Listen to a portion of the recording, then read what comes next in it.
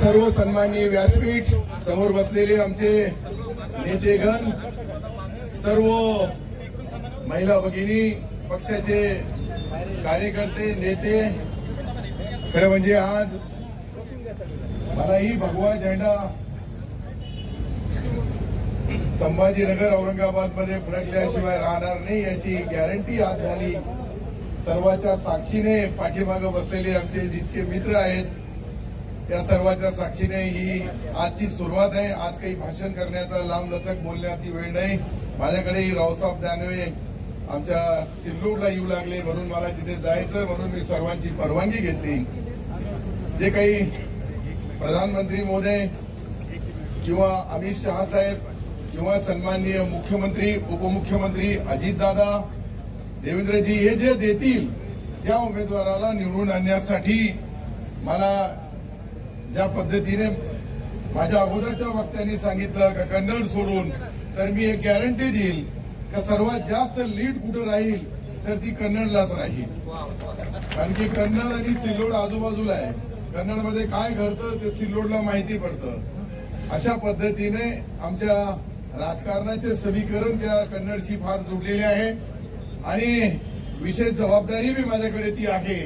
म्हणून मी सर्वांना एकच विनंती करेल का आपण ही निवडणूक उमेदवार दिल्यानंतर उद्यापर्यंत मला असं वाटतंय की उमेदवार मिळेल, परंतु आज जे आपला धार्मिक परंपरेनुसार रामनवमीचा आजचा मुहूर्त साधून ज्या पद्धतीने इथं सर्व पक्षीय, सर्व जातीय, सर्व धर्मीय लोकांनी आपल्या भावना मांडल्या, त्यामध्ये मला कुठेही या संभाजीनगर औरंगाबादची जागा ही कोणत्याही परिस्थितीमध्ये शिवसेनेचा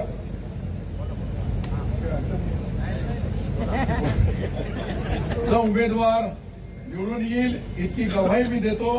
कारण की जालन्यामध्ये, नगरमध्ये, जळगावमध्ये, आजूबाजूचे जितके जिल्हे, सर्व जिल्ह्यामध्ये भारतीय जनता पार्टी आहे आणि संभाजीनगरमध्ये भगवान असला तर आमचे 5 आमदाराचा काय होईल याचाही अंदाजा कराड साहेब तुम्ही घ्यावा। तुम्ही मित्र म्हणून मी सल्ला देऊ लागलो आणि मी सल्ला कधीही कोणाला चुकीचा देत नाही।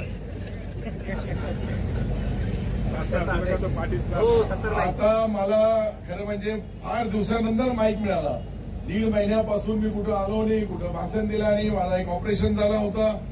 आता या ठिकाणी आम्ही सर्व एकत्रित येऊन पुढच्या भविष्यामध्ये आपल्या या जिल्ह्याचा कोणीही दिला, चाहे भाजपचा असो, शिवसेनेचा असो, हे भगवा फक्त इथे दिसला म्हणून मी शिवसेना बोललो, याचा अर्थ भारतीय जनता पार्टीच्या लोकांनी नाराज व्हायचं नाही। परंतु जो पक्षाचा असतो त्या पक्षाचा त्याला वाटतंय का आपला खासदार व्हावं आणि सन्माननीय एकनाथ शिंदे साहेब, देवेंद्रजी आणि अजितदादा जी जबाबदारी आमच्यावर देतील ती सर्व जबाबदारी काटेकोरपणाने आम्ही पार पाडू अशी आपल्या सर्वांच्या समोर, तुमच्यापेक्षाही यांच्या समोर, कारण की तेल, नमक, मिरची लावून ही जी मार्केटिंग करतात दुसरा कोणीही करू शकत नाही। तुम्ही फक्त इथं 1500 आपण प्रमुख लोक आलेले आहोत, पण यांचा कनेक्टिव्हिटी लाखो करोडो लोकांसोबत आहे। म्हणून तुम्हालाही विनंती करतो, जे जे आम्ही सत्य बोललो तितकेच दाखवा, त्याला कट छाट करून दाखवू नका, हे जे आमचे सर्व बोलू लागले अशी विनंती करतो। आणि मी आदरणीय संदीपान भुमरे साहेब पालकमंत्री महोदयाला विनंती करेल की मला जाण्याची परवानगी द्यावी। माझ्याकडे 12 वाजता सन्माननीय रावसाहेब दानवे येत आहे आणि मी तिथे गैरहजर असलो तर यांच्यासारखे अजून काही माझे चाहते मित्र तिथेही आहे, त्यांच्यासोबत ती एक नवीन ब्रेकिंग न्यूज होऊ नये अशी विनंती करतो। जय हिंद, जय महाराष्ट्र, जय भीम।